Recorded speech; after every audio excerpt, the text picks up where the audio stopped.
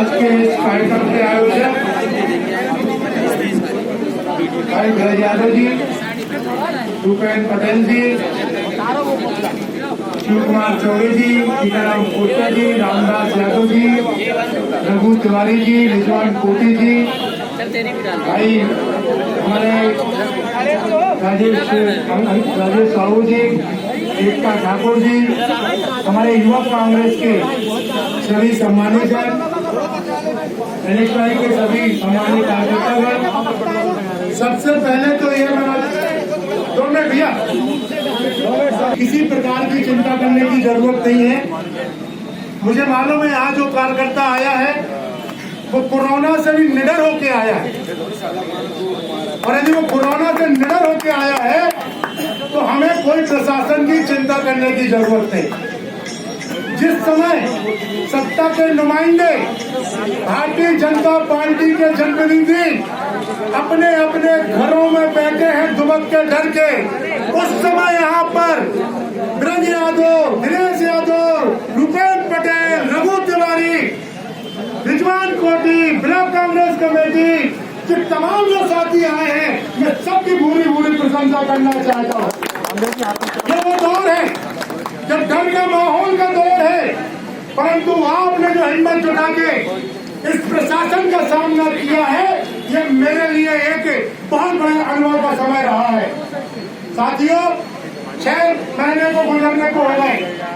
प्रदेश की भारतीय जनता पार्टी की सरकार 6 महीने में व्यवस्था नहीं कर पाई। पिछले 4-5 महीने तो सरकारी व्यवस्था में हमें जो सुविधा दी थी वो सुविधा समाप्त हो गई, वो सुविधा चरमरा गई।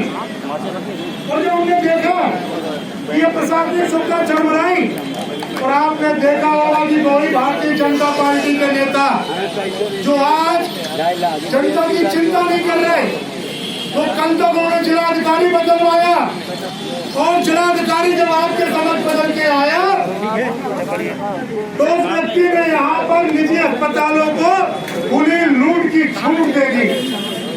जब हमने इस पर चिंतन किया, हमने इसकी शिकायत, हमने सोचा कि कलेक्टर है, IAS अफसर है, इसको अपनी शपथ याद दिलाई।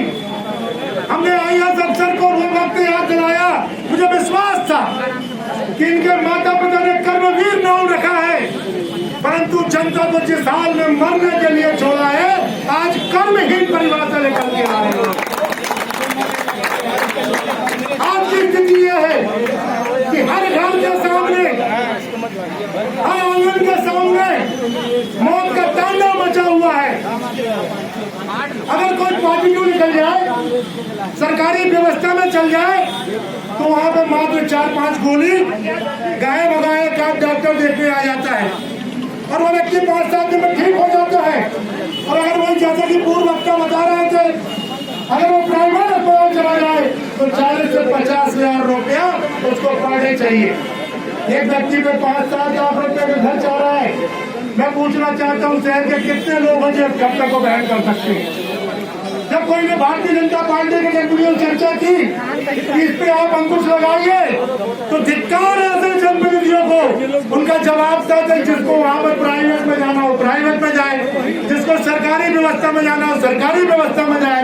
तब मैंने उनके द्वारा उनका हाथ में खबर पहुँचाई, तुम्हारी स्थिति हो सकती है प्राइवेट अस्पताल में इलाज कराने की, क्योंकि तुम्हें सरकार पैसा दे रही है, और वो जो सरकार पैसा दे रही है वो ये सबलपुर की जनता अपने खून पसीने की कमाई से टैक्स देती है। अगर आपने अपने जेब का पैसा दिया होता तो आज आप ऐसी बात नहीं करते। साथियों, याद करो और विस्तार में खुद पे चिंतन करो कि आज इतना महामारी का दौर है। आप लोगों के कई परिवार के लोगों के हमारे पास फोन आए और उन्होंने कहा कि आज भैया आपका आंदोलन है, मेरा लड़का आपके यहाँ जा रहा है। तो मैंने कहा उसको मना कर दो। बोले कि नहीं, हम अपने ऐसे जाबाज बेटा को मना नहीं करेंगे। जब वो देगा जबलपुर में मौत का तांडव है तो उसकी रक्षा के लिए भी कोई चाहिए, तो आज हमारा बेटा जा रहा है। और मुझे विश्वास है कि ये शासन प्रशासन, ये निकम्मा प्रशासन जागेगा, आपकी शक्ति के कारण जागेगा, क्योंकि जो हालात बन गए हैं वो आवाज ने ये बता दिया है कि 6 महीने में भारतीय जनता पार्टी की सरकार ऑक्सीजन की व्यवस्था नहीं कर पाई, वेंटिलेटर की व्यवस्था नहीं कर पाई, जीवन रक्षक जो दवाइयां हैं वो दवाइयों का टोटा पड़ गया है। आज जहां देखो उधर मौत का तांडव नजारा दिखता है।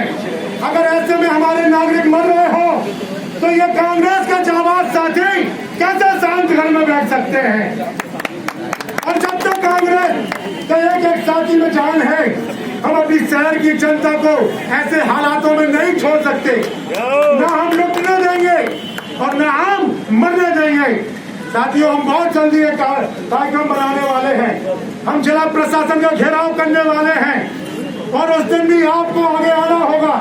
हमें प्रशासन की छाती में बैठ के अपने नागरिकों की बात करना है। हम इस बात को बर्दाश्त नहीं कर सकते। भले वो भारतीय जनता पार्टी के नेता, भारतीय जनता पार्टी का जनप्रतिनिधि, अरे मैं तो खुद सोचता हूँ इसी जनता ने तुम्हें जनप्रतिनिधि बनाया। किस दिन के लिए बनाया? जब आपदा प्रबंधन समिति की बैठक बुलाई गई, कलेक्टर में बुलाया गया, तो मुझे लगा कि आज हमारे जनप्रतिनिधि बैठे हैं, सरकारी व्यवस्था में कोई मुख्य निर्णय लेकर उठाएंगे, जनता को कोई राहत देने की बात करेंगे। परंतु एक भी जनप्रतिनिधि ने कोई जनता की बात नहीं की। ये नहीं पूछा कलेक्टर से कि कलेक्टर साहब पिछले सप्ताह 2 लोग कैसे कूदते कूदते बचे। किसी ने यह नहीं पूछा कलेक्टर से कि कलेक्टर साहब तीसरा व्यक्ति कूदते कैसे मर गया। इन जनप्रतिनिधियों को पूछना था कि कलेक्टर साहब बताइए, आपने इन प्राइवेट अस्पतालों को ये रेट कैसे तय कर दिए, जबकि इसी प्रदेश के मुख्यमंत्री खुद कह रहे हैं कि 40% से आप पैसा नहीं बढ़ा सकते। माननीय हाईकोर्ट मध्य प्रदेश ये अपील कर रहा है, टिप्पणी कर रहा है कि ऐसे महामारी के दौर पर और ऐसे अवसर पर आप कोरोना से कोई भी मुनाफा का पैसा नहीं ले सकते। परंतु आपने देखा कि वर्तमान निजी अस्पतालों ने इन सब की धज्जियां उड़ा दी है। न इनको मुख्यमंत्री की चिंता, न इनको हाईकोर्ट की चिंता। तो ये विश्वास रखो कि अगर इनको कोई की चिंता हो या न हो, कांग्रेस की चिंता इनको करना पड़ेगी, क्योंकि कांग्रेस आम जनता की चिंता करती है। आपको बता दें, हम ये एक साजिश के तहत है। मध्य प्रदेश में उपचुनाव चल रहे हैं। भारतीय जनता पार्टी को पैसे की जरूरत है और भारतीय जनता पार्टी की पैसे की जरूरत है, उसकी पूर्ति जबलपुर से की जा रही है। कांग्रेस अध्यक्ष होने के नाते मैं ये आरोप लगाता हूँ कि अच्छी व्यवस्था के चलते आपने जिला प्रशासन अधिकारियों को आपने स्थानांतरण किया है। आपने एक नए अधिकारी को बनाया जो आपके परिवार से संबंधित है। उसके बाद उसने निजी अस्पतालों को बनाया और निजी अस्पताल के अधिकांश मालिक भारतीय जनता पार्टी के अनुवांशिक संगठन के सदस्य हैं। भारतीय जनता पार्टी की छत्र छाया में पड़ रहे हैं और एक साजिश के तहत इन्हें जनता को लूटने का काम किया है। ये बिल्कुल बात सही है कि आज भारतीय जनता पार्टी को जो रुपए की जरूरत है, उसका सौदा जबलपुर के नागरिकों के जीवन से किया जा रहा है, हर दिन लूटा जा रहा है। और धिक्कार है ऐसी सामाजिक संस्थाएं, धिक्कार है ऐसे लोग जो चुनाव बनते हैं। परंतु हमने देखा है कि आज जनता के लिए लड़ने की जरूरत है।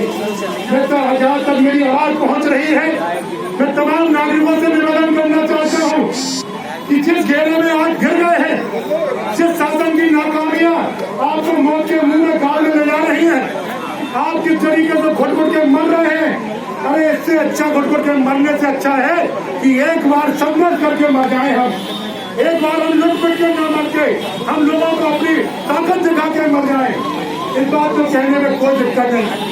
ऐसा समय और माहौल आ गया है कि जिनके भी परिचित के लोग कोरोना पॉजिटिव से डेथ हुई है, उनके परिवार के लोगों को उनको हाथ लगाने नहीं मिल रहा, उनका चेहरा देखने नहीं मिल रहा, अंतिम यात्रा में शामिल नहीं हो पा रहे हैं। अब आप सोचो, जब ऐसा जीवन है, कल हमारे साथ ये घटना घट सकती है, तो ऐसे जीवन का क्या काम कि अगर परिवार भी हमारे साथ न रहे, अरे हम तो कम से कम जनता के लिए मर बैठे।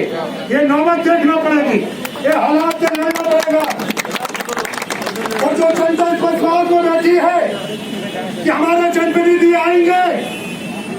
चलाने लिए चक्कर जाएंगे तो भ्रम में है। 15 दिन से ये आंदोलन चल रहा है। शिवा जनपदी के नाम पर, लखन घनघोरिया के नाम पर एक भी व्यक्ति ने, एक भी किसी भी सत्ता पक्ष का जनप्रतिनिधि ने अभी तक स्टेटमेंट नहीं दिया, जनता के हक की बात नहीं की। जनता के आप इन जनप्रतिनिधियों पर भरोसे मत रहो। आपको अपनी रक्षा करना है तो स्वयं लड़ना पड़ेगा। इसी आह्वान के साथ मैं आप सबसे निवेदन करना चाहता हूँ, ये पुतला जिला प्रशासन का है, एक पुतला निजी अस्पताल का है। हमारे लोग यहाँ जाएंगे, चौरस्ते में पुतला जलाएंगे। आपसे एक निवेदन है, क्योंकि इसमें प्लास्टिक भी लगी हुई है और इसमें पेट्रोल छिड़क के आग लगाई जाएगी। किसी भी प्रकार का आपको नुकसान नहीं होना चाहिए, किसी भी प्रकार का हमारे प्रशासनिक अधिकारी को नुकसान नहीं होना चाहिए, किसी भी प्रकार की आम जनता को कोई नुकसान नहीं होना चाहिए। हम यहाँ पर आए हैं, हम लोगों की रक्षा के लिए आए हैं। हम ऐसा कोई काम नहीं करेंगे जिससे कल हमारे ऊपर कोई बात आए या ये कहा जाए। पर एक बात ध्यान रखना और तैयार रहना, अगर लुटेरे लूटने से बाज नहीं आएंगे तो हमें घुसना पड़ेगा। अगर लुटेरे लूटने से बाज नहीं आए हमें घुसना पड़ेगा। एक अपील और करना चाहता हूँ, युवा साथियों, जिस उम्र में आप लोग हो, कभी इस उम्र में हम भी निकले थे। अगर 2 रुपया अगर दूध के पड़ जाते थे तो पूरा का पूरा युवा सड़कों पर आ जाता था। आज समय परिस्थितियां चेंज है, आप लोगों को भी निकलना होगा। अब एक सुंदर गाड़ी, एक नई गाड़ी परिवार की 2 व्हीलर और पीछे बैठने वाला एक सुंदर साथी नहीं चलेगा। क्रांति की अलग जगाना पड़ेगी। अपने अपने स्थान पर रहे आना। और अगर कोई लुटेरा निकले, चाहे वो कोई संस्था चला रहा हो, चाहे वो प्रशासनिक अधिकारी हो, एक अंडा जरूर मारना उसकी गाड़ी में। ये अंडा जब गाड़ी में पड़ेगा और जितने रास्ते से निकल के जाएगी वो गवाही देते जाएगी कि ये कोई लुटेरे की गाड़ी है, ये कोई नाकाम प्रशासनिक अधिकारी की गाड़ी है जिसपे किसी ने अंडा मारा है। इस बात को याद रखो। अगर ये लड़ाई हम नहीं लड़ पाए तो विश्वास कर लो, कोई याद रखोगे कल जिस प्रकार से आज हमारे शुभचिंतकों की मौतें हमें दिख रही हैं, पड़ोसियों के नाम जिस प्रकार से मौत का तांडव दिख रहा है, कल हमारे घर की नौबत भी आ सकती है। लड़ना पड़ेगा, प्रशासन से लड़ना पड़ेगा, मुख्यमंत्री से इस्तीफा मांगना पड़ेगा और निकम्मे प्रशासन को यहाँ से जाना पड़ेगा। ये बात ध्यान रखना। हम एक पत्रकार साथी हमसे पूछ रहा था कि सोशल डिस्टेंसिंग का पालन नहीं हो रहा। मैं जवाब देना चाहता हूँ, जाके भिंड और मुरैना ग्वालियर में पूछो कैसे 5-5 हजार लोगों की भीड़ बना के प्रदर्शनी लगाई जा रही है। प्रदेश के मुख्यमंत्री से जाके पूछो कि जब ये कोरोना महाकाल जब पीक कवर है, जो जिस समय आपको सोशल डिस्टेंसिंग का पालन होना चाहिए, जब इस प्रदेश का मुख्यमंत्री सरकार की लालच में लोगों को कोरोना काल की आग में झोंकने जा रहा है। और ये सर की पहला काम नहीं है। आज अगर भारत में कोरोना का प्रवेश हुआ है तो मध्य प्रदेश की सरकार की लालच में हुआ है।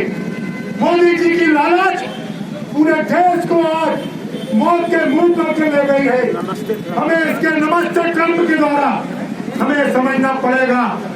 आज भारतीय जनता पार्टी की 6 माह की निकम्मी सरकार, जिसने हमें मारने पर और लुटने पर मजबूर किया है, हम मजबूर हो सकते हैं, हम कमजोर नहीं हैं। हम लड़ेंगे, अपने शहर की रक्षा के लिए लड़ेंगे, अपने नागरिकों के लिए लड़ेंगे, चाहे हमें जो भी परिस्थितियों का सामना करना पड़े। इसी विश्वास के साथ अभी मेरी वरिष्ठ नेताओं से बात हुई है। भाई रिजवान कोटी, रामदास जी, हमारे रघु तिवारी यहाँ पर है, ब्रज भाई, सब लोग हैं, कुछ युवा कांग्रेस के साथी आए नहीं।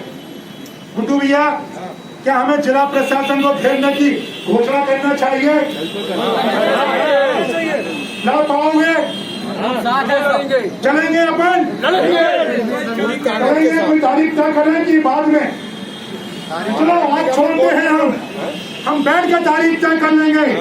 परंतु हम बता दें अगले सप्ताह पूरी ताकत के साथ अगले सप्ताह जिला प्रशासन का घेराव होगा और घेराव भी वही होगा जो निडर होगा वो आएगा, जो जिंदा होगा वो आएगा।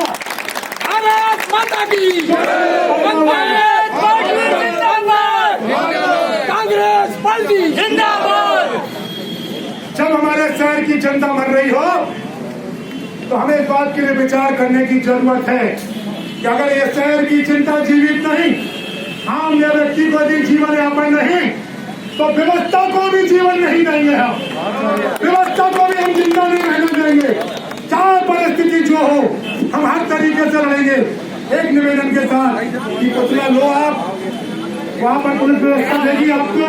प्रशासनिक अधिकारियों से निवेदन है कि हम चौराहे में पुतला जलाने जा रहे हैं, आप थोड़ा सा पुतला हमारे चौराहे पर व्यवस्था बना दें। प्रशासनिक अधिकारियों से निवेदन है कि पुतला जो है चौराहे में जलेगा।